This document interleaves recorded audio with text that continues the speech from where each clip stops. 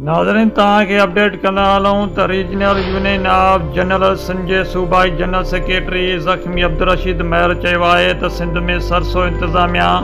सिंधी औरतुनि जे हक़नि ते धाड़ा हणण में मसरूफ़ आहे। नाज़रीन हिकु दफ़ो ॿीहर तव्हांखे अपडेट कंदा हलूं त सिंध जे सूबाई जनरल सेक्रेटरी ज़ख़्मी अब्दुल-रशीद महर चयो आहे त सिंध में सरसो इंतिज़ामिया सिंधी औरतुनि जे हक़नि ते धाड़ा हणण में मसरूफ़ आहे।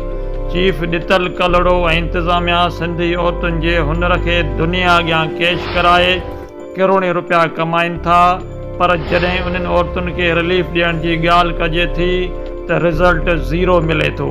ऐं जवाबु मिले थो त उन्हनि औरतुनि जो स्कोर घणो आहे। पंहिंजे एजेंटनि खे नवाज़ण वारी सरसो जी करप्शन जो एहतिसाब करे सिंध जे ग़रीब औरतुनि जे नाले ते मिलंदड़ फंड्स हड़प कंदड़ ॾितल कलोड़ो ऐं राशि टीम खे गिरफ़्तार कयो वञे।